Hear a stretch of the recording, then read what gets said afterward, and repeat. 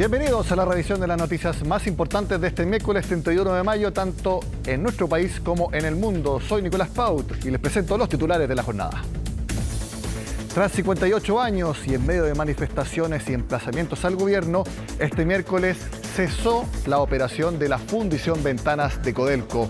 Organizaciones protestaron por la continuidad de otras empresas en Quintero y los sindicatos de ventanas emplazaron directamente a la ministra del Medio Ambiente. Las instalaciones de la estatal seguirán operando como una refinería y el Ejecutivo estima su desmantelamiento definitivo para 6 años más. Y hasta Contraloría llegaron parlamentarios de oposición para presentar una denuncia por los cuadernos distribuidos por la Junaed que contienen un instructivo de educación no sexista. Los diputados acusaron al gobierno de tener una obsesión por hipersexualizar a los niños y apuntan a un mal uso de los recursos públicos. El gobierno aclaró que esta iniciativa responde a lineamientos establecidos por administraciones anteriores. Y si hablamos de administraciones, la actual, liderada por el presidente Gabriel Boric, tendrá mañana su segunda cuenta pública. De hecho, el mandatario ya está en el Palacio de Cerro Castillo, en Viña del Mar, ultimando los detalles de su discurso. En la antesala, el gobierno revocó la orden de la Seremi de Educación de Valparaíso, que buscaba suspender las clases en 27 establecimientos de la región. La delegada presidencial de la zona aseguró que el mandatario quiere que la cuenta pública impacte lo menos posible en la ciudad. Y en temas internacionales, el ex vicepresidente de Estados Unidos, Mike Pence, va a anunciar en los próximos días su precandidatura a la Casa Blanca. De esta forma, el político se sumará a la carrera presidencial del Partido Republicano, donde ya están Donald Trump y también el gobernador Ron DeSantis. Todo esto y más, aquí comienza CNN Prime.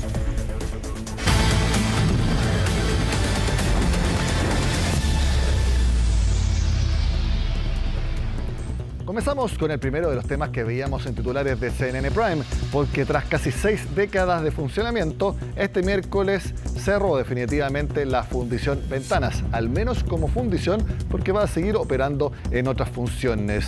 Estuvo allí nuestra colega Natalia Muñoz, que precisamente va a entregarnos detalles de la jornada que tuvo de todo. ¿No es así, Natalia? Muy buenas noches. Muy buenas noches, Nico. Tal como tú dices, 58 años y más de 18 millones de toneladas de cobre fundidos. Hoy ya se apagaron las calderas y hornos de la Fundición Ventanas y que vienen también ahí con alegrías y también con malos ratos. De hecho, los mineros los calificaron como un mal día para la minería y los ambientalistas también ahí eso quedó a la mitad. Porque recordemos que la Fundición Ventanas está ubicada en un cordón industrial en la bahía de Quintero y Puchuncaví, donde conviven más de una veintena de empresas. Entonces, ahí mismo ellos también indicaban desde Codelco de que ellos serían casi un mártir. Esa fue la palabra que ellos utilizaron, ya que se les cerró ahora su fundición, pero todavía continúan operando esta veintena de empresas privadas. Bueno, hoy día se apagaron ahí históricamente porque es primera vez que la cuprífera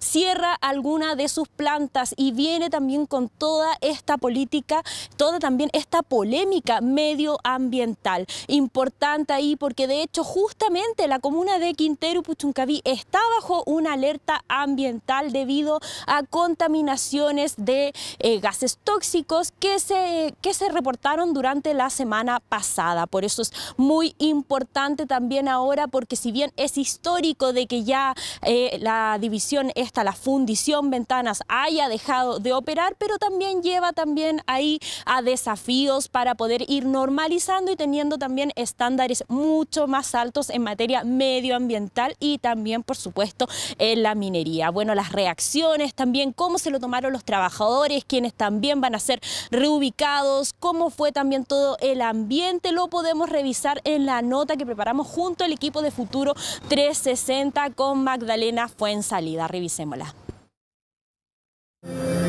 Tras 58 años, las llamas finalmente se apagaron. Emoción para algunos, pero tristeza para otros. Era un gran elemento contaminante dentro de nuestra comuna. Señora Ministra de Medio Ambiente, creemos que usted no debería estar acá. Ahí dice, cumplimos 500 veces, ni una falta. Una fundición marcada por polémica hasta sus últimos momentos. En 1961 comenzaron sus obras y el 30 de septiembre de 1964 el expresidente Jorge Alessandri la inauguró. Sin embargo, al poco andar, los problemas medioambientales comenzaron a aparecer. Me di cuenta y lo denuncié en el año 1985 y con antecedente con papeles al vicepresidente, el señor Ormazábal, en 1987. Yo estoy contaminado con plomo. Testimonios como el de Luis fueron cada vez más frecuentes. Episodios de contaminación que aumentaban en una de las primeras mal llamadas zona de sacrificio del país. En 2011, 23 niños y 7 adultos de la escuela La Greda presentaron síntomas de intoxicación. Tenían clases a solo 500 metros de ventanas. Son sentimientos encontrados. Tampoco es decir nos vamos, ¿por qué teníamos que irnos nosotros? Episodios que ocurrirían solo un par de años después. Entre agosto y octubre de 2018, más de 1.200 personas presentaron problemas de salud debido a la intoxicación por gases. No tenemos un hospital con los especialistas correspondientes. En los 5 meses de este 2023 se estiman más de 500 casos, algunos incluso relacionados a intoxicación por benceno. Una relación compleja entre la producción y el resguardo medioambiental y salud de las personas. Por eso este 31 de mayo pasó a la historia. Yo tengo a mi hija mayor que está acá justo arriba en el colegio de Ventana y sufren harto los niños. De hecho, hoy día mi hija no tuvo clases porque están protestando a los profesores por la contaminación. No se sabe bien cuál es la empresa que contamina más, pero sí Codelco era una de ellas y que la gente de acá al menos está contenta. Se va a dar un gran golpe noticioso que se está cerrando acá, pero acá hay 7 u 8 empresas que están contaminando directamente a Quintero. El cierre de Ventanas se encuentra en el marco del plan de 40 acciones para Concón, Quintero y Puchuncaví. Autoridades se comprometieron a iniciar el proceso de cierre de la fundición para disminuir el aporte de emisiones de dióxido de azufre y material particulado. Vamos a seguir trabajando en conjunto y vamos a cumplir la promesa de que esta va a ser la mejor refinería del país. Alrededor de 6 años es lo que nosotros tenemos estimado que va a demorar el dejar esto absolutamente saneado. Siempre cumplimos la normativa medioambiental. Hago un llamado al gobierno a no abandonar esta zona, a invertir para una verdadera recuperación y una verdadera remediación medioambiental por una industrialización desmedida. Nunca más una zona de sacrificio. La planta en Ventana seguirá fabricando cátodos de cobre. Lo único que acaba es la fundición del mineral y la planta de ácido sulfúrico, transitando hacia la refinería. Respecto al futuro de los 350 trabajadores, se informó que todos ellos serán reubicados. Y esta era la única opción posible, consistente con nuestro compromiso de hacer un tipo de minería responsable con el medio ambiente y amigable con las comunidades. Esta es una demostración de que se pueden hacer las dos cosas. Se puede tomar decisiones complejas de manera responsable, pone la vara alta para otras industrias y recordar de que también ponemos en el centro la vida de las personas. Estamos convencidos de que era la decisión correcta. Estamos preocupados y ocupados en mejorar las condiciones de vida de los habitantes y en particular de los niños y niñas de toda la bahía. Sabemos que es importante también garantizar el empleo, por eso hemos empujado una transición justa en donde Codelco ha trabajado firme para poder asegurar también la continuidad de los empleos. Un problema de contaminación que varios apuntan a que está lejos de terminar. Son 28 las empresas ubicadas en el cordón industrial de Concón, Quintero y Puchuncaví, un sector que varios ya han establecido como saturado y que sigue causando estragos en la salud de sus habitantes. Bueno, Nico, se cierra un ciclo entonces. Hoy día durante la mañana se apagaron las calderas y hornos de la fundición Ventanas que funcionaron por más de 58 años y que también marcaron un hito en la economía de nuestro país, ya que esta fundición era muy importante porque también fundía todo lo que son los minerales, el cobre de la pequeña y mediana minería y también le entrega valor agregado a todo lo que es que ya no se exporte solamente concentrado concentrados de cobre. Quedan ahora también desafíos ahí en materia medioambientales, pero también en materia económica para ir transitando también a lo que es una minería mucho más sustentable y una minería verde. Importante ahí porque de hecho los pescadores y ambientalistas estaban pidiendo de que se cierre al menos el 30% del cordón industrial de la bahía de Quintero y Puchuncaví. Esto también por lo que se vivió durante la semana pasada, donde todavía en esa zona están con alerta ambiental. Entonces dicen que este problema de contaminación por gases tóxicos estaría lejos de terminar y que falta también ahí normativas que de hecho decían desde el Congreso que se van a ir analizando próximamente para tener más normativas mucho más estrictas de manera medioambiental y por supuesto sin dejar de lado el crecimiento como país. Ahora termina este ciclo la fundición Ventanas, pero continúa también con la refinería, donde también muchos trabajadores van a trabajar en esa área de la división Ventanas y que también va a tener un sello mucho más amigable con el medio ambiente, Nico. Natalia Muñoz, muchas gracias por los detalles de este hito histórico para las zonas. Que estén muy bien. Nos vemos. Vamos ahora a la polémica de la semana, porque el gobierno respaldó a la ministra del Trabajo luego de la petición de renuncia al ex subsecretario de Previsión Social, Cristian Larraín, y que él mismo puso en duda el trabajo de Janet Jara y que también hizo lo mismo la derecha política, sector que la Comisión de Trabajo la desestimó ya como interlocutora en el debate por la reforma previsional. Todo lo cuenta Estefanía Bustamante. Más cargado de lo habitual ha tenido que ser el café esta semana. La controvertida salida del ahora ex subsecretario Cristian Larraín ha ensombrecido la agenda de La Moneda. Dudas sobre el sumario en su contra y eventuales trabas en la reforma previsional hicieron que el gobierno saliera a cerrar sus filas tras la ministra Jara. Que alguien haya contribuido en el origen de un proyecto no significa que ese proyecto dependa de la permanencia de esa persona.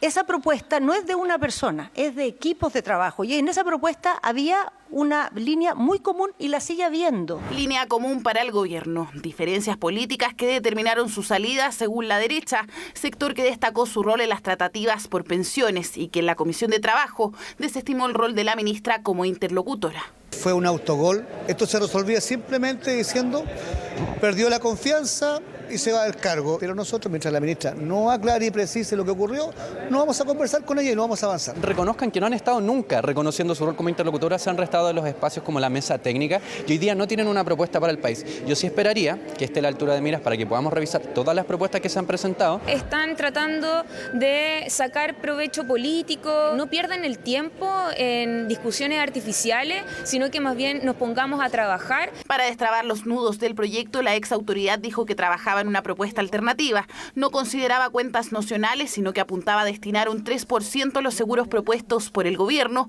y el otro 3% a cuentas individuales. No veo realmente que la salida del subsecretario Larraín ponga en peligro el futuro de la reforma. Somos muchos los que hemos estado trabajando en esto. Entre ellos, la ministra del Trabajo, que si bien ha tenido el camino cuesta arriba en pensiones, ha sumado otros logros como las 40 horas y recientemente el salario mínimo, posicionándose en las encuestas como una de las figuras fuertes del gabinete. O debilita a la ministra o finalmente estamos viendo a la verdadera ministra.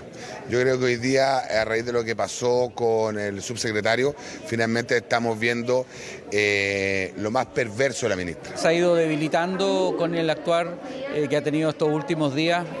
Lamentablemente la ministra Jara le sigue hablando a un sector muy reducido de la población, que es el 25% que los apoya. El único que se le ha debilitado desde el punto de vista de la imagen es justamente el ex subsecretario Larraín. Y hoy día está buscando refugio, está buscando cobijo en la UDI para efecto de blanquear su imagen sobre las graves acusaciones que pesan en su contra. Sobre aquello, el Ministerio del Trabajo aclaró que el jueves pasado tomaron conocimiento de las acusaciones y que la renuncia se empezó a tramitar desde este lunes, al igual que el sumario que será, pese a que Larraín ya está desvinculado.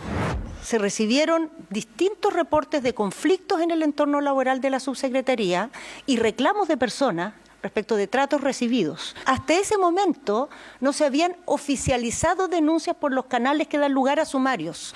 Solo eso pasó después de que el subsecretario renunció. En ese caso, el ex subsecretario no recibiría sanciones, lo que según los protocolos no significa que el ministerio no pueda indagar las denuncias formales que ingresaron el 29 de mayo, mientras que el gobierno descartó que el comité político haya discutido la salida de Cristian Larraín. Respecto a la reforma de pensiones, en el plan original fue Cristian Larraín quien diseñó y explicó en todos los ámbitos las cuentas nacionales. Ahora, como reconoció el lunes acá en Agenda Económica, el plan B que él mismo había diseñado era sin cuentas nacionales y con aumento de la cotización extra en cuentas individuales. Un cambio absoluto en la reforma de pensiones. Bueno, mañana en la cuenta pública, si el presidente Gabriel Boric habla sobre la reforma de pensiones, tendremos algo más de claridad en este tema. Cambiamos completamente de tópico de discusión porque la comisión experta aprobó los 14 capítulos del anteproyecto para una eventual nueva constitución. El texto incluye un Estado social y democrático de derecho, además de cambios a las normas que rigen el Congreso. ¿Cuáles son los ejes principales de la propuesta? Eso lo explica Paul Follert. Luego de 86 días de trabajo, la comisión experta puso el punto final al anteproyecto de nueva constitución.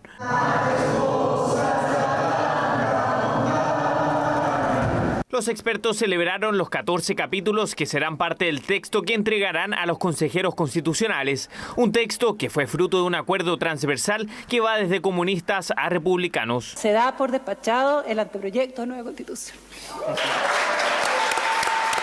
Que no es la constitución soñada para ninguno de nosotros, pero sí una constitución bajo la que todos sintamos que podemos convivir y que sentimos como propia. Hemos aprendido a buscar caminos comunes para proponer al Consejo una constitución de consenso. Un consenso que estará puesto a prueba por las fuerzas políticas representadas en el Consejo Constitucional. Queremos reponer, por ejemplo, la libertad de elegir, en salud particularmente, pero en general vamos a partir de un documento muy sólido, bien escrito. Pero al mismo tiempo es un gran desafío para desarrollar algunas materias, particularmente en libertades, derecho a la vida, educación, salud, que no están lo suficientemente bien desarrolladas. Creo que es muy interesante la base de acuerdo que nos han puesto. Sobre eso tendremos que plantear los temas que nos parece que faltan de abordar, tales como el trabajo de cuidado. ¿Pero cuáles son los ejes principales del texto? El documento de más de 100 páginas consagra en su primer artículo el Estado social y democrático de derecho, donde se empuja a un Estado más activo a la hora de asegurar los derechos sociales, aunque incorporando la participación de los privados. Todo en un escenario donde se contemplan artículos como el derecho a la salud, educación, agua, seguridad social y el nuevo derecho a la vivienda. ¿Dónde se ha puesto la mirada en materia de salud, de vivienda adecuada, de trabajo decente, de las previsiones sociales que finalmente son aquellas que nos van generando un Estado que dice relación con la calidad de vida de las personas que habitan el territorio nacional? Que el Estado tenga un mayor rol en aquellas cosas que le corresponden, fundamentalmente en asegurar un determinado estándar de dignidad en materia de derechos económicos sociales y también con la libertad, con la libre iniciativa que nos permita a la sociedad civil desplegar toda su creatividad y su desarrollo en la contribución del bien común. Otro de los ejes responde a un diagnóstico común al que llegaron los expertos. La gran cantidad de partidos y la falta de disciplina parlamentaria han hecho casi imposible gobernar en los últimos años. Por ello, los expertos aprobaron normas para fortalecer a los partidos, como el umbral del 5% de los votos para poder ingresar al Congreso, fijar órdenes de partido o la pérdida del escaño en el Congreso si el parlamentario renuncia o es expulsado de la colectividad por la cual fue electo. Darle mucho fundamento y mucha fuerza a los programas políticos, a la idea, de una manera que sean los colectivos, los partidos políticos, pero también las ideas las que permitan que sea quien sea que esté en el gobierno pueda y sea capaz de llevar adelante su programa de gobierno. Mecanismos de mayor colaboración, mecanismos que permitan a los gobiernos ir avanzando en los programas por los cuales son electos por la ciudadanía, pero ir avanzando buscando mayorías, buscando consensos, buscando acuerdos. Evitar el individualismo en el Congreso. Yo creo que es mejor hablar de individualismo más que de fragmentación, y en ese sentido se fortalecen los partidos políticos, se fortalece una cierta representatividad a nivel nacional. Ahora el texto quedará en manos de los consejeros electos, que podrán aprobar, modificar o incorporar nuevas normas a la propuesta de nueva Constitución. Actualmente hay más de 445.000 personas morosas debido a la deuda atrasada con el crédito Conaval del Estado. Según la última cuenta pública de la Comisión Ingresa, así se llama la comisión, la cifra ha ido al alza desde la entrada en vigencia de la gratuidad y aún más tras la promesa de condonación del CAE. Valentina Nieto tiene los detalles. Ahí está. Esa es la cuota que tengo que pagar ahora. Es más alta de lo que era antes, ¿o no? Yo no quería verla ahora, pero mira. Fue la sorpresa de Javier cuando vio la cuota que tenía que pagar por el crédito Conaval del Estado, mejor conocido como CAE. Y es que solo en un mes el monto pasó de 104.000 a 139.000 pesos. ¿Qué fue lo que pasó? Me di cuenta de que la deuda nunca baja. Se mantiene o en algunos momentos aumenta. Y ya pagando tanta cantidad de meses, todos estos años, viendo que la deuda no baja, yo dije, no puedo seguir pagando esto, nunca va a terminar. Y así, tras pagar por 6 años, hace unos meses, Javier decidió no hacerlo más. En Chile son más de 445.000 personas las que están morosas por este concepto. Según datos de la cuenta pública de la Comisión Ingresa, en los últimos 5 años, la cifra no ha dejado de aumentar. Si vemos el detalle, en 2022, un 47% del total de deudores egresados estaba con mora, 7 puntos porcentuales más que el año anterior. Esto se traduce en 296.000 personas. En el caso de los desertores, en tanto, un 79,6% no mantenía su deuda al día, lo que corresponde a 149.000 deudores. No es porque yo haya pedido un monto y no quiera pagarlo. Si a mí me cobraran el monto que yo pedí sin ningún problema, lo pago. Pero ya que te estén cobrando 4 veces el monto, ya hay algo que no justifica nada. Pero ¿qué hay detrás de este aumento en la morosidad? Según la misma Comisión Ingresa, el impacto económico de la pandemia, la ley que eliminó el DICOM por deudas de educación y la entrada en vigencia de la gratuidad en 2016 son factores que han influido en este fenómeno. Análisis que los expertos comparten. Las personas creen que es una deuda legítima, que no debiesen estar pagando por su educación, y esto obviamente se refuerza cuando empieza a existir la gratuidad y las personas ven que efectivamente pudieron verse adscrito a gratuidad, pero no pudieron porque no existía la política pública. Pero no sería el único motivo. Condonaremos el crédito Conaval del Estado y las deudas por estudiar.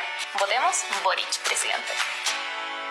Presentaremos el próximo año 2023, una vez aprobada la reforma tributaria, un plan de condonación de la deuda educativa de manera gradual y justa. Y es que sin duda otro de los factores es la promesa de la condonación del CAE, un compromiso que resonó en campaña y también en la primera cuenta pública del gobierno en 2022, pero que hasta ahora continúa pendiente. Sin duda la promesa de condonación es un incentivo a que las personas tengan mucho menos interés en pagar su deuda, ¿no? Obviamente eso es así. El presidente en la cuenta pública del año pasado señaló que este era un tema que se abordaría una vez que estuviera resuelta la reforma tributaria. Eso lamentablemente aún no ha ocurrido. La fórmula no era a través de una reforma tributaria, que era empobrecer aún más a los bolsillos de todas las personas en Chile, sino que era a través de la emisión de bonos soberanos, cortarle el financiamiento a los bancos y después de 20 años terminar de pagar el Estado esa deuda, asumirla, como ya lo está haciendo, pero liberar inmediatamente a las personas. Saldar la deuda en la educación superior continúa siendo una promesa pendiente que genera expectación a solo horas de una nueva cuenta pública del presidente Gabriel Boric. El consejero constitucional Luis Silva manifestó en una entrevista su admiración hacia Augusto Pinochet, señalando que fue un estadista y que supo rearmar un Estado que estaba hecho trizas. Sus palabras causaron polémica justo cuando se debate un proyecto de ley que busca sancionar el negacionismo sobre las violaciones a los derechos humanos cometidas en la dictadura militar. Daniela González nos cuenta más en la siguiente nota. Hay un dejo de admiración por el hecho de que creo que fue un estadista, un hombre que supo conducir el Estado. Debe hacerse una lectura un poco más ponderada de su gobierno. Son estas declaraciones de Luis Silva las que abrieron la polémica. En entrevista con Icare TV, el consejero electo del Partido Republicano manifestó su admiración hacia el dictador Augusto Pinochet, algo que inmediatamente causó reacciones.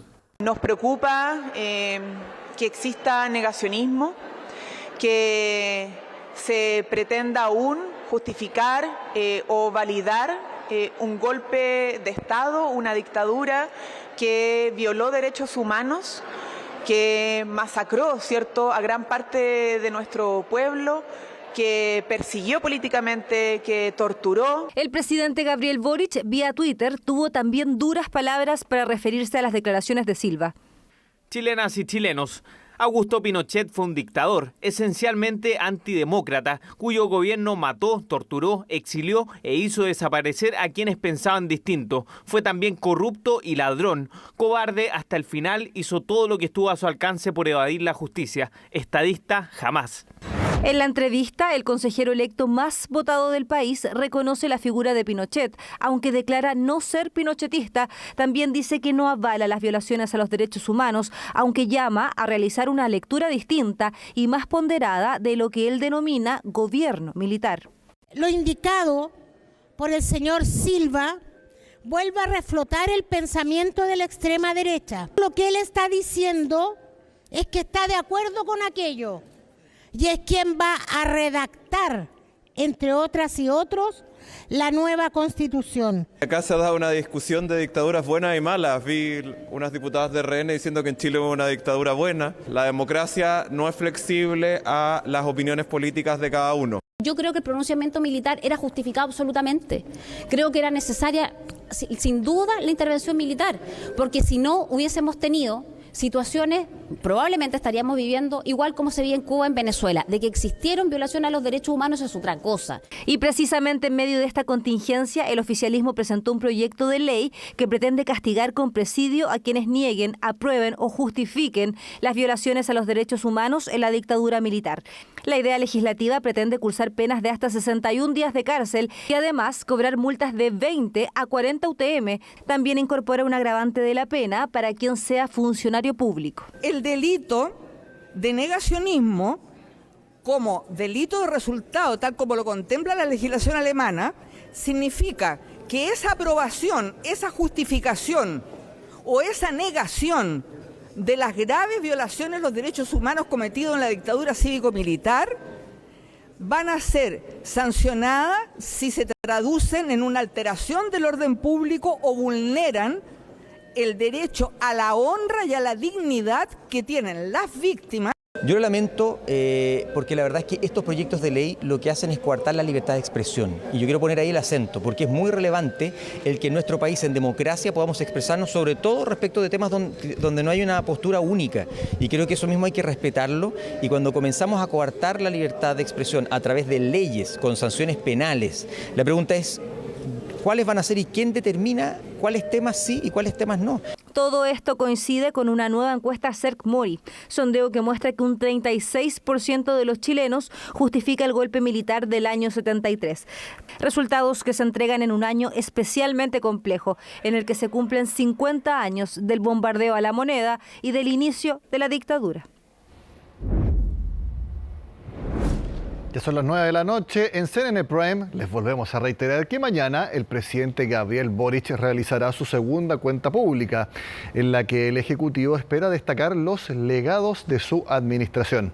Sin embargo, desde la oposición cuestionaron esta estrategia. De hecho, el expresidente Sebastián Piñera pidió al gobierno preocuparse de los problemas de la gente, tal como lo cuenta Francisca Cárdenas.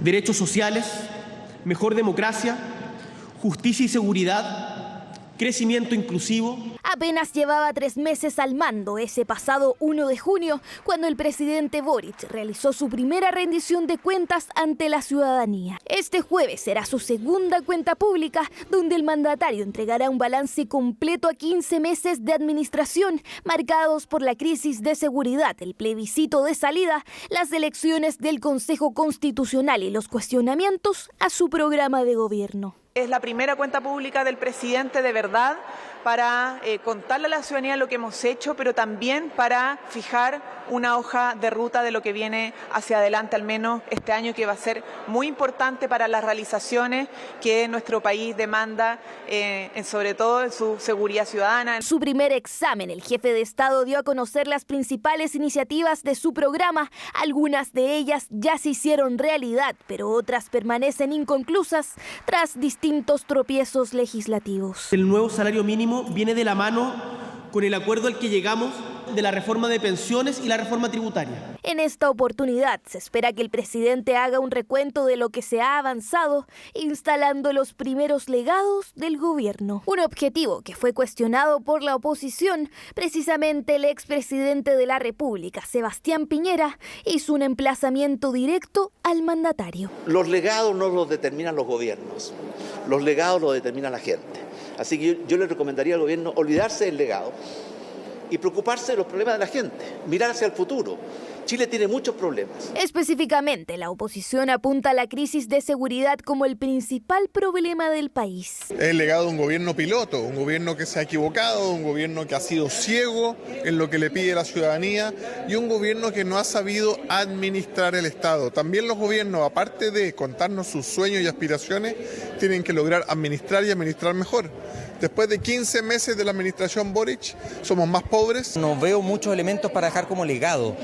Hay muchos intentos fallidos, hay muchas cosas que dijeron que iban a hacer y que aún no han hecho. Creo que ha sido de mucho tropiezo y por eso yo creo más bien debiera haber una autocrítica. Desde el gobierno destacarían los avances legislativos que han logrado, como la reducción de la jornada laboral, el royalty minero, el salario mínimo y la ley para el pago efectivo de pensiones de alimentos, entre otros. Es una buena oportunidad para reafirmar el camino del gobierno y el sello profundamente transformador y comprometido con el programa que fue votado de forma mayoritaria por el pueblo chileno. Tender a hablar del legado del gobierno creo que no corresponde ni sintoniza con las necesidades de las familias de Chile. En ese sentido yo espero que el presidente tenga la capacidad de comunicar de manera sencilla, directa, llegando a todos los hogares de Chile. El futuro del CAE, la descentralización y también la previa a lo que será la conmemoración de los 50 años del golpe de Estado son temas que se espera sean abordados en este segundo discurso presidencial. Sin embargo, las reformas comprometidas son los ejes para poder dar cumplimiento al programa de gobierno. La trascendencia radica en cómo se visualiza una hoja de ruta que viabilice las tres reformas que están pendientes y que son sustantivas: tributaria, la reforma de previsión y la reforma de la salud. El discurso del presidente tiene que matizarse en función de que la última vez que habló el presidente venía una nueva constitución, venía el proyecto político del gobierno, venía un relato, ¿no? Y ese relato murió. La cuenta pública de este jueves comenzará a las 11 de la mañana. 120 minutos tendrá el mandatario para ahondar en los avances de su administración y el futuro de su gestión. Y por supuesto, CNN Chile estará desde muy temprano allá en Valparaíso con esa transmisión liderada por Mónica Rincón. Bueno, la eventual acusación constitucional en contra del ministro de Educación sigue sumando adherentes. La oposición cuestiona los cuadernos Junaef con información sobre educación no sexista, además de una guía con orientaciones para la inclusión de los estudiantes. Todo lo cuenta Macarena Román. Varias muestras de cariño recibió el ministro de Educación durante la mañana de este miércoles. Apoyo que al parecer necesitaba porque durante este último tiempo ha tenido que enfrentar cuestionamientos por su gestión. Vemos una alarmante obsesión del gobierno por hipersexualizar a los niños. Integrantes de Renovación Nacional llegaron hasta Contraloría para revisar la legalidad de la entrega de cuadernos Junaef con contenido educacional no sexista. Esto en paralelo al anuncio de una interpelación y eventual acusación constitucional en contra del ministro. Y efectivamente ya tenemos las firmas de parlamentarios de distintas bancadas, pero estamos en los próximos días, vamos a presentar la acusación porque está en pleno desarrollo, está en plena redacción. Los ministros y ministras de Estado estamos siempre disponibles para responder ante una interpelación o ante una acusación, especialmente, ¿no es cierto?, porque es un ejercicio democrático y transparente. Ejercicio que todo indica tendrá respaldo de distintos distintos actores políticos. En el indicador que ustedes quieran muestra una deficiencia francamente increíble y por lo tanto me parece que este es un ministro que deja sin ejecución varias leyes y que afecta el artículo 19, número 6 de nuestra Constitución y por lo tanto, en mi opinión, sí es plausible establecer una acusación constitucional. Los cuestionamientos vienen a raíz de los cuadernos entregados por JUNAEV, con información sobre cómo avanzar a comunidades no sexistas. En estos cuadernos hay 8 hojas de información de vida saludable, de información, algunos juegos, y una de esas hojas es un glosario que habla sobre lo que significa la sigla LGTBIQ+, y creo que hay una sobreexageración un poco de eso. En paralelo, las críticas han llegado por la actualización hecha por el Mineduc del instructivo sobre las orientaciones para la inclusión de personas de la comunidad LGTBIQ+. Lamentablemente, ¿no es cierto?, se hizo un uso poco correcto, ¿no?, de estas orientaciones que no son de nuestro gobierno y sobre eso es que se ha levantado toda esta polémica. Programas que se vienen desarrollando hace varios años atrás. Si se quiere hacer un debate sobre ello es válido, pero la verdad es que no es una política ni del gobierno ni del ministro, sino más bien de continuidad. Es que esta guía de la que hablan desde la oposición fue una iniciativa concretada durante el segundo gobierno de Michelle Bachelet y que por ende pasó también por el mandato de Sebastián Piñera. Aumentar la cobertura de la educación preescolar para que todos los niños de Chile puedan tener acceso a la educación preescolar y lo segundo, mejorar la calidad de la educación que está totalmente estancada. Esos son los grandes temas, no nos desviemos en otras materias. Cuestionamientos hacia el ministro de Educación que podrían desencadenar en una interpelación y hasta una acusación constitucional, la cual ya tendría firmas provenientes desde el PDG, la UDI, independientes, más toda la bancada de RN. Este miércoles el Consejo de la SOFOFA eligió a la primera presidenta de su casi siglo y medio de historia. Se trata de Rosario Navarro, que reemplaza a Richard von Appen al frente del líder del gremio industrial de nuestro país. Tomamos contacto con Ángela Reinmann, quien estuvo presente precisamente al momento que Rosario Navarro fue proclamada. Ángela, muy buenas noches.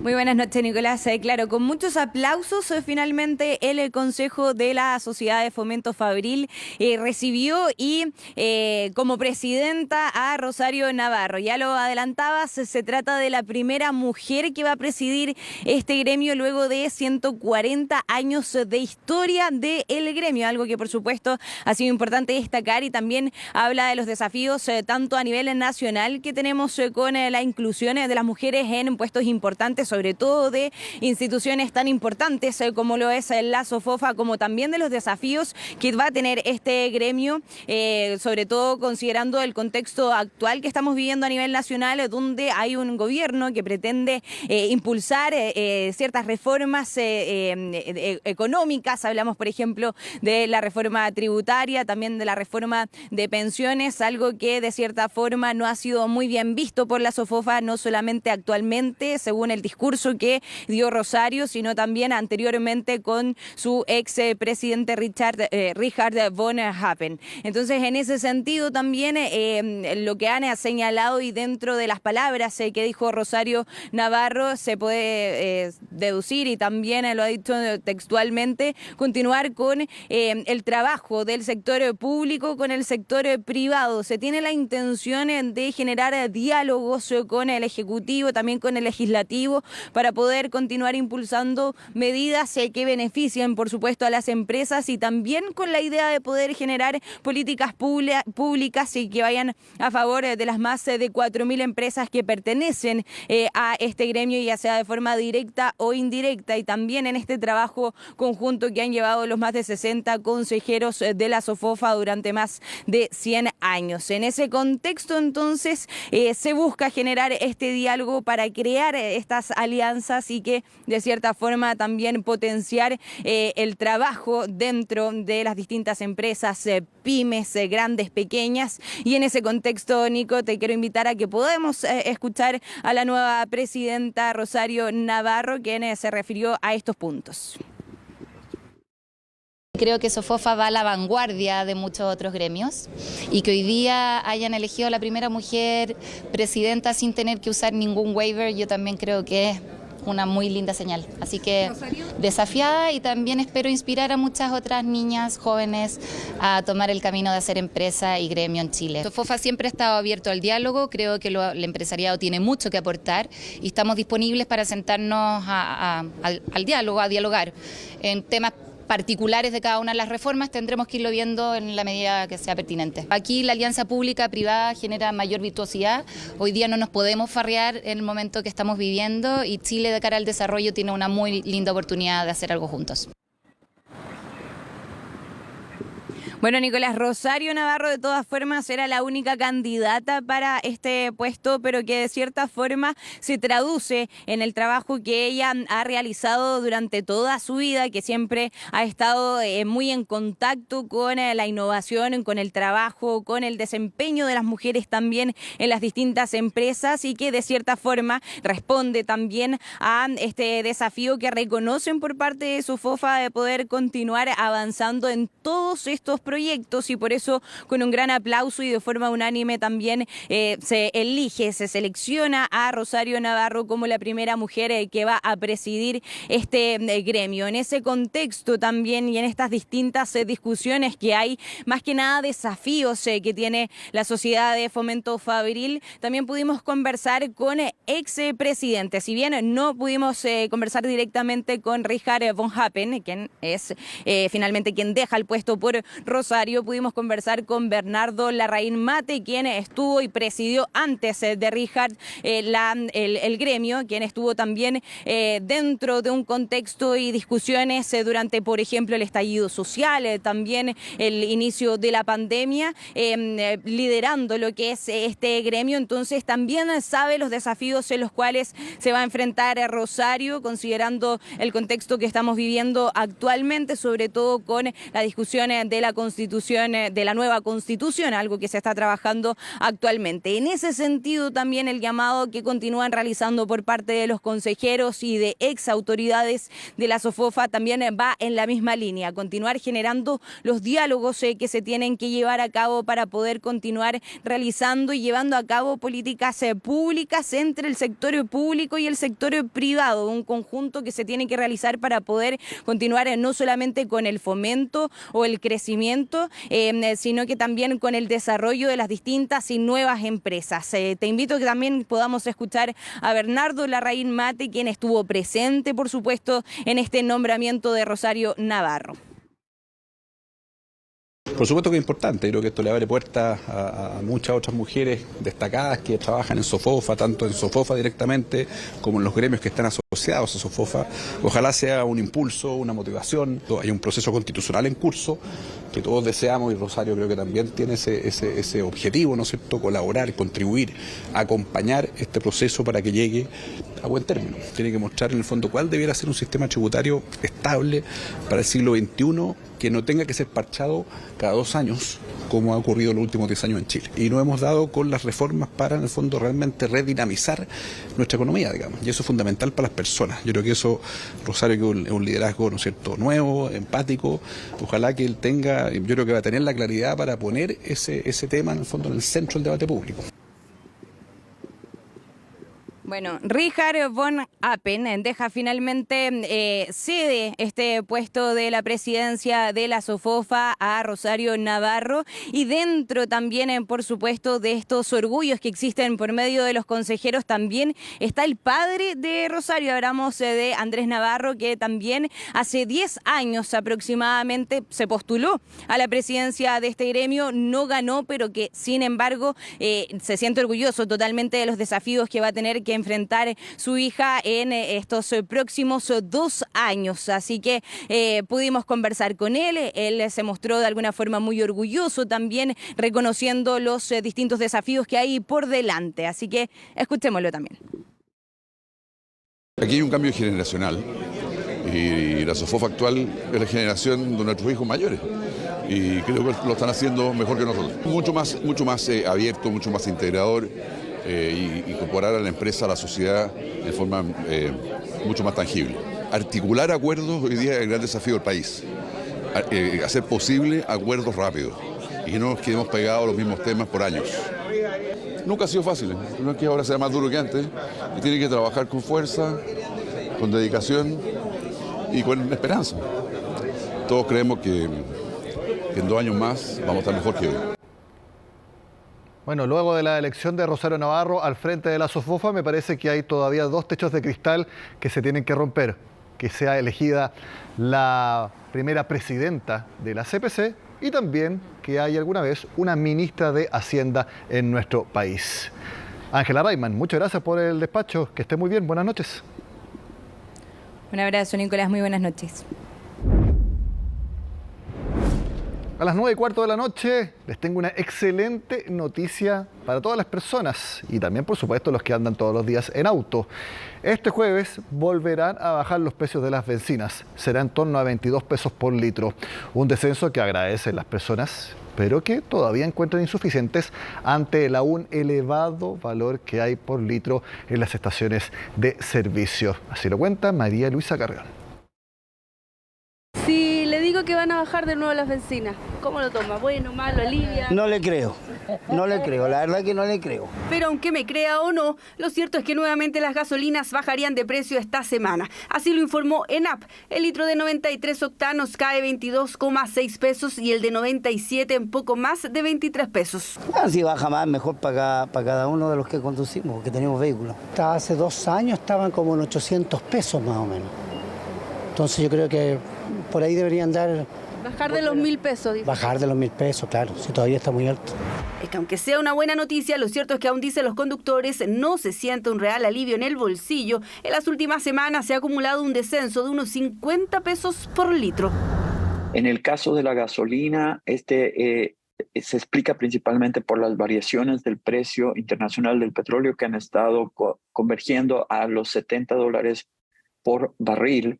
Y las apreciaciones del tipo de cambio, pero principalmente por el traspaso de los 50 pesos acumulados que tenía el MEPCO, que han sido utilizados con las variaciones y por lo tanto resultan en este traspaso a la baja. ¿Pero qué podría pasar en el mediano y largo plazo? Algunos expertos plantean que las gasolinas podrían bajar de 1.000 pesos por litro en gran parte del país. No en algunas zonas extremas, pero sí en un gran porcentaje del territorio. Desde el Ejecutivo también confirman una tendencia a la baja.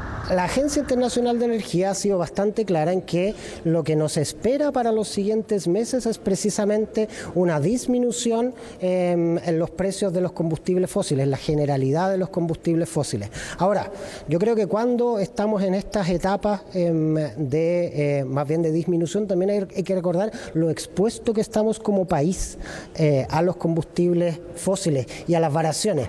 La pregunta ahora es si esa tendencia a la baja se podría mantener en el tiempo y allí hay más incertidumbres que certezas. Supongamos que el fin de semana la OPEP decide recortar su producción, inmediatamente vamos a ver una volatilidad con los precios al alza nuevamente, porque hoy día la OPEP tiene la capacidad de estrechar la oferta para mantener los precios al alza. ENAP también anunció que el diésel baja poco menos de 16 pesos por litro, lo mismo que hace 3 semanas. Con todo, quienes trabajan al volante lo agradecen, pero al mismo tiempo encuentran insuficientes estas caídas. Yo cargo diésel y yo gasto 90.000 pesos semanal. Sí, claro, debe bajar un poco más. De bajar un poco más. Ya cuesta, me imagino, llenar el tanque, ¿no? Sí, siempre cuesta otro poco. Sí, busco la más barata que esta.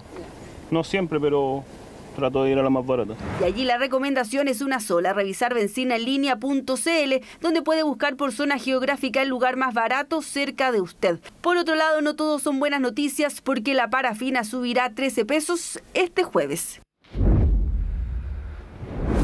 Mucha atención a todos los que hacen compras online, específicamente en estos días que se realiza y que está terminando una nueva edición de Cyber Day.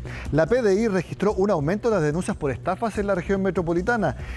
Según la PDI, el modus operandi que más destaca tiene que ver con el uso de redes sociales para defraudar a las víctimas. Por ejemplo, en Facebook, a través del Marketplace, se pueden realizar compras y ventas y se han reportado casos en los que se realizan ventas sin entregas, señaló el subcomisario Rodolfo Jiménez.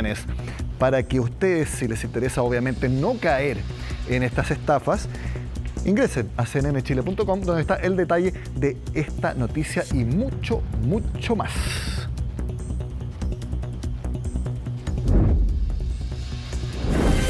Y mucha más información, esta vez del ámbito internacional. Tenemos junto a Isel Guerra y de los fallidos intentos de Corea del Norte por colocar en el espacio satélites espías. ¿Estoy bien en la información, Isel? Buenas noches. Así es. ¿Cómo estás, Nico? Tal cual como tú lo señalabas, y durante esta jornada, aquí lo hablábamos el día de ayer, esto a raíz de la diferencia horaria, claro, el régimen de Kim Jong-un realizaba un nuevo intento que, para su mala suerte, como podrían decir ellos, fue fallido.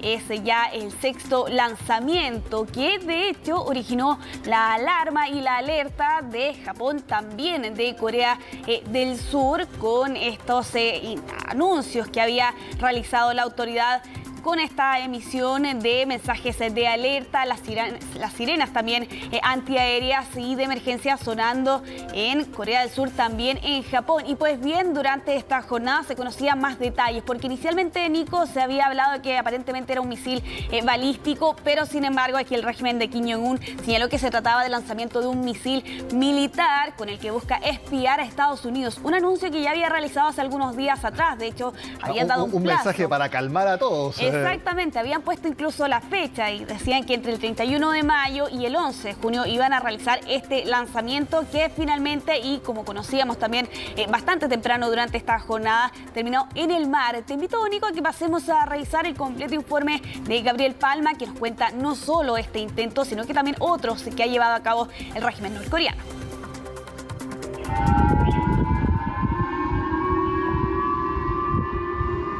Minutos de tensión e incertidumbre fueron los vividos en Japón y Corea del Sur luego de que se activaran las alarmas antiaéreas. El lanzamiento realizado por el régimen de Kim Jong-un fue lo que hizo revivir el eterno temor que existe en la zona. Sin embargo, luego de 10 minutos, las autoridades tuvieron que aclarar que fue, literalmente, una falsa alarma.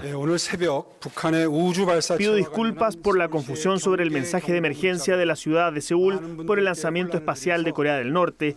Este mensaje de emergencia podría ser una reacción exagerada, pero no fue un error. Inicialmente, las autoridades niponas y surcoreanas creían que se trataba de un misil balístico. Solo después de varias horas, la Agencia Espacial de Corea del Norte reconoció que lo que buscaba lanzar era un satélite militar que pueda espiar a Estados Unidos, pero al mismo tiempo confirmaron que la operación espacial fracasó. De hecho, el ejército surcoreano encontró los restos del cohete en el mar. Pero esto no ha detenido al régimen de Kim Jong-un, porque rápidamente aseguraron que realizarían una nueva prueba en las próximas semanas. Aunque Corea del Norte declaró que el segundo lanzamiento del satélite será en poco tiempo más, se espera que el Servicio de Inteligencia Nacional tarde varias semanas en verificar y corregir las anomalías del motor.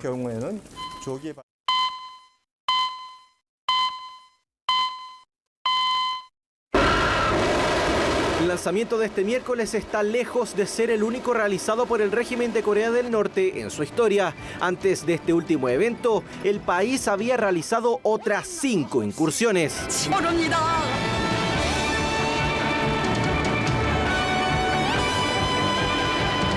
Hace casi 25 años, en agosto de 1998, el régimen realizó su primera operación espacial, y desde entonces las aspiraciones de poner en órbita un satélite han sido constantes. Y pese a que 2 de estos lanzamientos han sido considerados exitosos, nadie ha podido confirmar que efectivamente estén operativos. De esta manera, las dudas se siembran sobre si realmente Pyongyang tiene las capacidades tecnológicas para poder lanzar y operar un satélite con las características de espionaje al que tanto aspiran. Todavía no están dadas las condiciones para considerar de que tenga esa tecnología en actualidad, pero en el futuro uno podría imaginar a Corea del Norte dominando los espacios.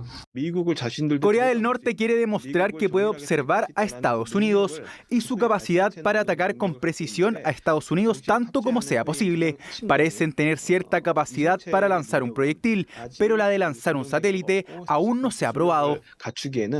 No es casualidad la fecha en la que Pyongyang intentó lanzar el satélite militar, porque este se produjo en medio de ejercicios militares conjuntos entre Corea del Sur y Estados Unidos, algo que causó molestia en la Casa Blanca. El satélite de reconocimiento es crucial para aumentar la precisión de los ataques preventivos. Además, también representa las contramedidas contra los satélites de reconocimiento de Corea del Sur y Estados Unidos. Corea del Norte puede sondear la forma en que la comunidad internacional, particularmente sus vecinos, Corea del Sur y Japón, responde frente a ensayos de esta naturaleza. El interés de Kim Jong-un por lanzar un satélite militar es tal que hace solo algunos días fue visto junto a su hija visitando las instalaciones. Ahora el régimen norcoreano se prepara para una nueva incursión, una que promete meter a Corea del Norte en un campo que al mundo occidental le incomoda: el espionaje y el monitoreo. Bueno, Nico, lo veíamos en el informe de Gabriel Palma. Son 6 los intentos entonces que ha realizado el régimen norcoreano en las últimas décadas, pero de esos 6, 4 corresponden a lanzamientos incursionados por el régimen de Kim Jong-un. Uno de ellos ocurrió en 2012, 2 de hecho ocurrieron ese año, cuando solo llevaba unos meses de haberse hecho con el poder de ese país. Y claro, el último más reciente fue el día de hoy, durante esta mañana, eso de las 6:30 de la mañana, y ahora el régimen norcoreano ha anunciado que pese a esta prueba fallida van a realizar un próximo lanzamiento, aunque sin la fecha ahora, al menos que haya sido entregada por parte del régimen norcoreano. Quizás el régimen de Kim Jong-un quiere espiar a Estados Unidos para intentar adivinar quién va a ser el próximo presidente de Estados Unidos. ¿Y hay información al respecto, Isel? Así es, Nico. Ahora se suma un nuevo nombre, aunque al menos por ahora no de manera oficial, y es justamente esa la noticia que le vamos a entregar ahora, porque Mike Pence, el ex vicepresidente de ese país, antiguo aliado de Donald Trump, que también está compitiendo por regresar a la Casa Blanca, ya no tan amigo, podrían decir algunos, terminaron ahí peleados con el asalto al Capitolio, pero claro, este viejo conocido que les puede sonar a algunos en sus casas, lo ven de hecho ahí jurando como que en su momento fue vicepresidente de Estados Unidos. Se ha especulado en las últimas horas, y de hecho 2 fuentes señalan a CNN que Mike Pence tiene previsto anunciar su precandidatura presidencial y lanzarla la próxima semana, en concreto el próximo miércoles 7 de junio. Y hay algunos detalles, Nico, sobre cómo sería ese lanzamiento. Por ejemplo, vimos cómo Ron DeSantis realizó su anuncio a través de Twitter. Bastante problemas tuvo en esa oportunidad. Aquí Mike Pence no busca hacerlo por las redes sociales, de hecho con un video y un discurso mucho más tradicional de lo que se espera de un anuncio de estas características, y entregaría un discurso en Iowa, no en su estado natal, que es Indiana. Todo esto dando también señales de lo que tiene contemplado su equipo de cara a las primarias, pero en concreto en Iowa, porque es el primer caucus. Esto es parte del sistema electoral que se vive en Estados Unidos.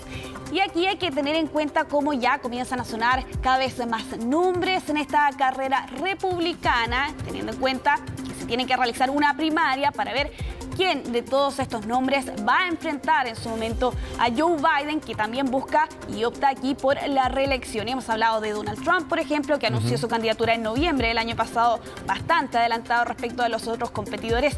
Y uno de los últimos fue Ron DeSantis, el gobernador de Florida. Ellos dos son los favoritos, podrían decir algunos.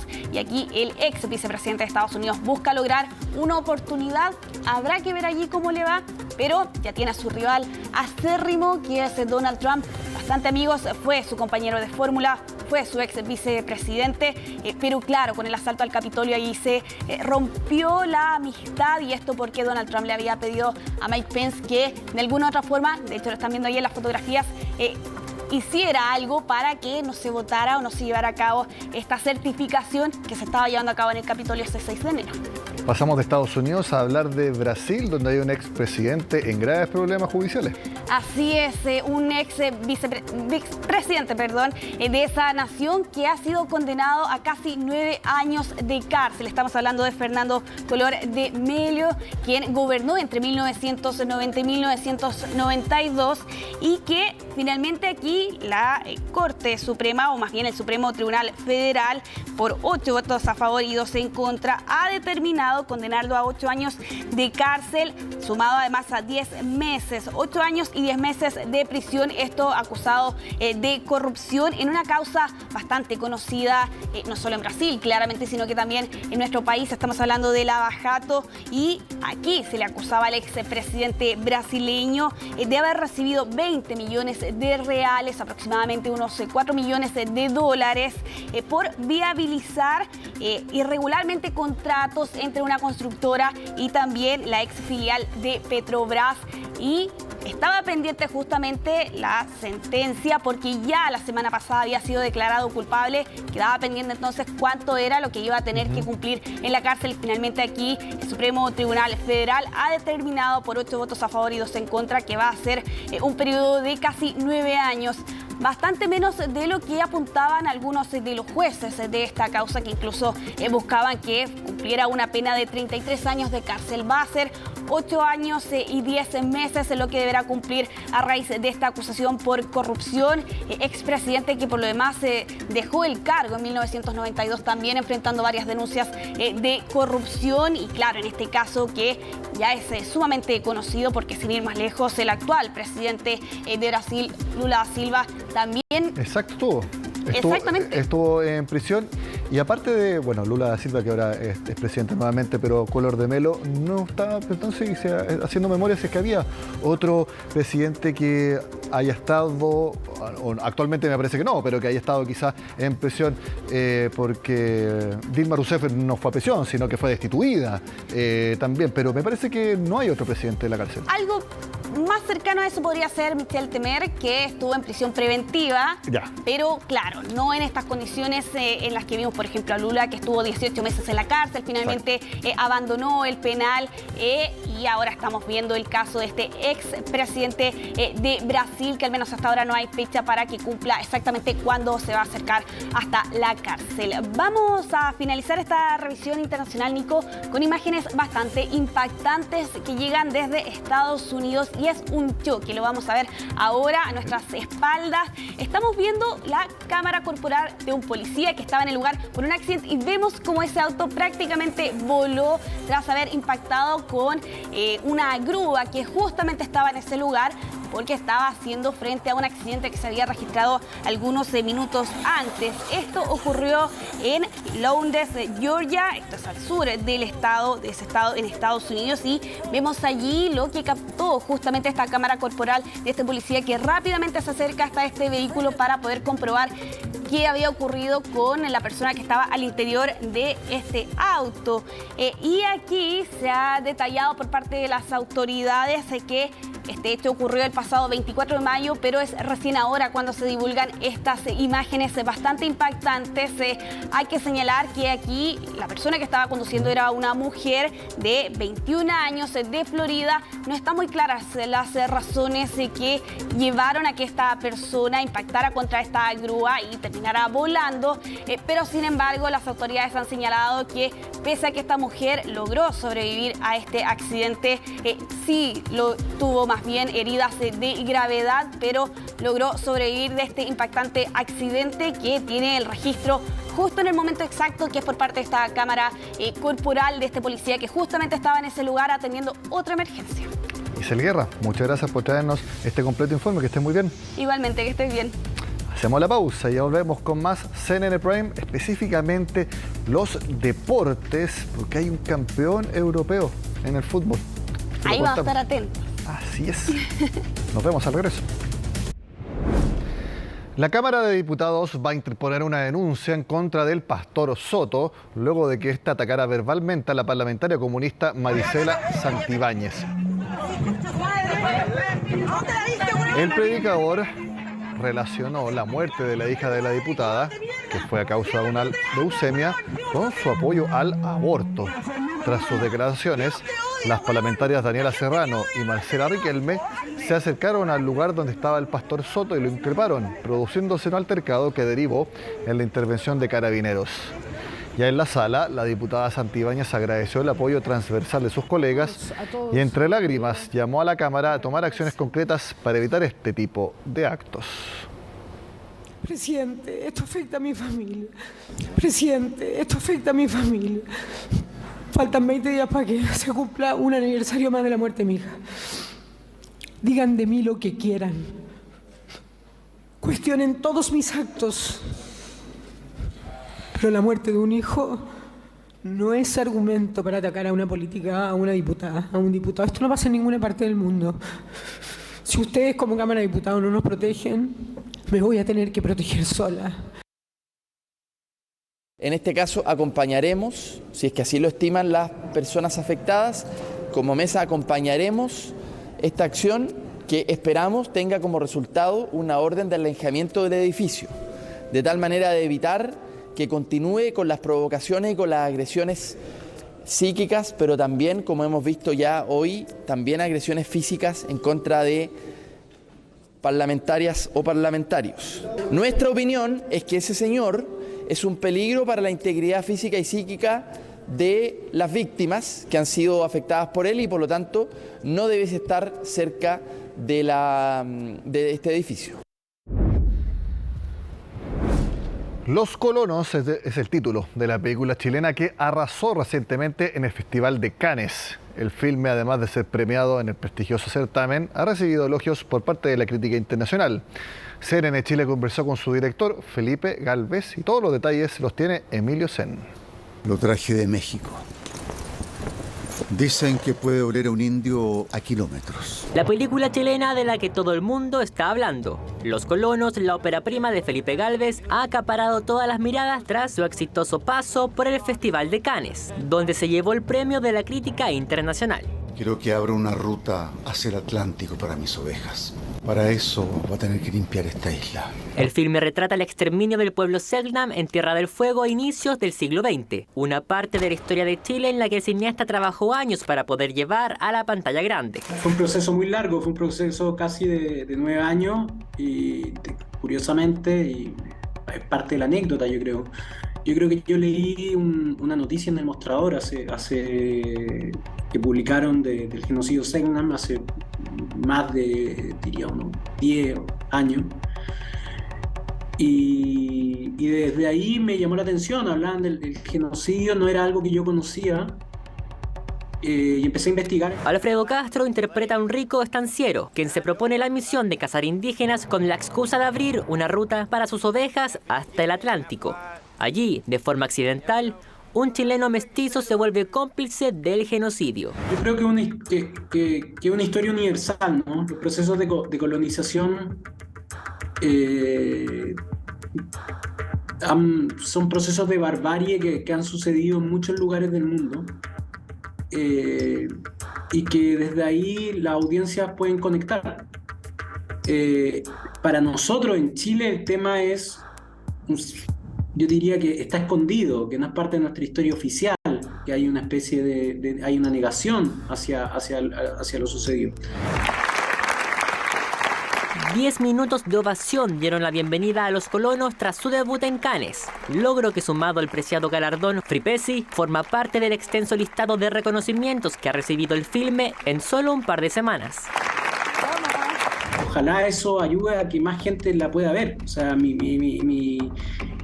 hay una parte que tiene que ver con el estreno de estar en un festival, pero a mí me motiva que esta historia salga a la luz, que la película la vea, que la gente en Chile ojalá vuelva a ir más al cine. Lamentablemente las películas chilenas no se ven tanto en el cine. Las plataformas han venido a ayudarnos. Y así es, porque hace pocos días se confirmó que la plataforma Movie adquirió los derechos para la distribución de la película en streaming, mientras detalles sobre su eventual llegada a las salas de cine chilenas son aún desconocidos. Así, Los Colonos ya está haciendo historia en el cine chileno y promete continuar cosechando éxitos.